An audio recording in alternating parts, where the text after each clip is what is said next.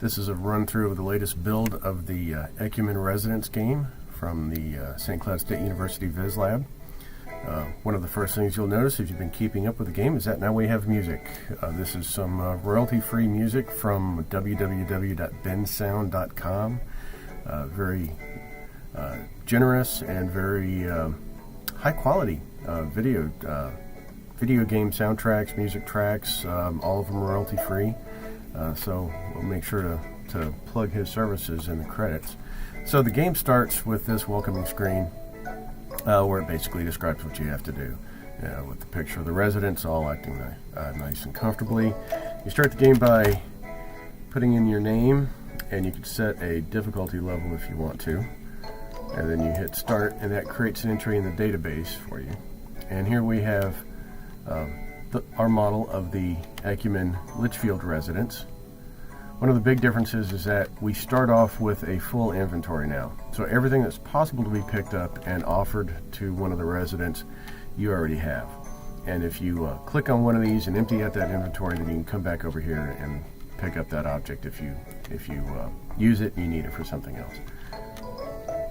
We start off with everybody comfortably resting, and Jacob has gotten up and he's troubled and needs some attention. There's a couple of different ways that you can actually lose the game now. Some of the patients, depending on what you say to them, you can violate their HIPAA rights, and that will cost you the game. Also, the game keeps track of how many people need attention, and based on the difficulty level of the game, if you let things get too far out of hand, then you can lose the game as well. Scoring is done by making sure that the residents have the kind of comfort item that suits them, or if you say the right thing to them. For instance, we'll go over here and talk to Muriel. Muriel actually is a special case. Some of them need either a comfort item or to have the right thing said to them. Muriel needs to have a comfort item given to her and to have the right thing said to her. So someone has taken her baby. And if we look at Muriel's honor portrait, which now is formatted to look like the honor portraits used by Ecumen, they're only 2 pages long. We have the basic information page and then the behavior information page, where we see that Muriel has strong fear of losing her children. She often believes that her children are very small and fears they may have been taken. So if I talk to Muriel, I can say, "Here's your baby. Oh, you found my baby. Now be a dear and go away." But you also have to give Muriel the actual teddy bear comfort item, which it's in the plan to have the bear actually show up in her lap, but it still reappears back over there. And if I leave Muriel, she goes to calm state, and she has been properly taken care of. And then I'll step down the hall, which has been reconfigured somewhat. We don't have quite as many rooms as we had. Jacob's room has moved closer to the main common area, so it takes less time to get around to them. And Jacob, did you call for a repairman? There's a busted water line. And there's some things that you can say to Jacob. I don't see any water leak. There's a new scoring matrix as well. So I can say the wrong thing to him and get a little ding on my points. I can say a really wrong thing to him and escalate his mood.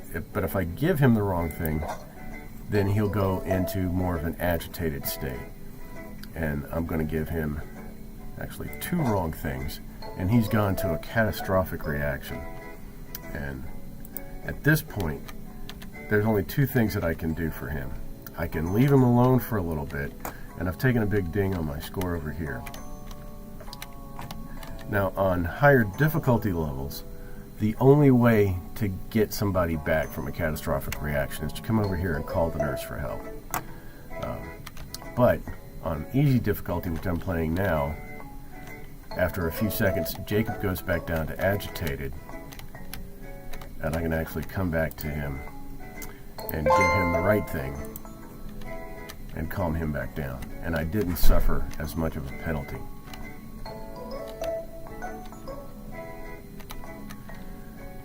So the 2 ways that you can actually lose the game, as I said before, violating somebody's HIPAA's rights. And by looking at some of the different patients, you'll see some of the dialogue options are, I can't help you, I need to help somebody else go to the bathroom or get ready for the doctor or something like that. That will trigger a HIPAA violation and cost you the game. And if I just let things go, the number of people that are agitated or troubled or in a catastrophic state, as that number increases at different difficulty levels, I'm allowed to have fewer and fewer of those. So on easy, I actually don't lose the game until everybody reaches this troubled state. And medium, it's 6. On hard, it's 4 is the most that I can have. And also the frequency at which they go into that troubled state decreases at different difficulty levels. We'll probably change this into a duster. No, I don't want to talk to Jack because he appears to be sleeping. I need to come back over here and pick up the maracas, because that is her comfort item. And Marjorie has, all of the patients have a different set of dialogue options. Also, some of them will respond to touch and some of them don't. Right now there's no way to, none of them respond poorly to touch. If they respond to touch, they respond positively to touch.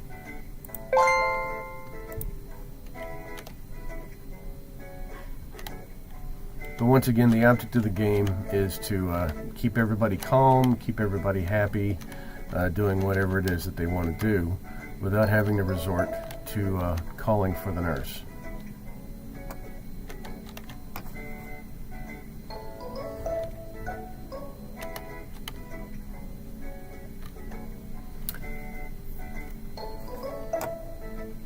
Well,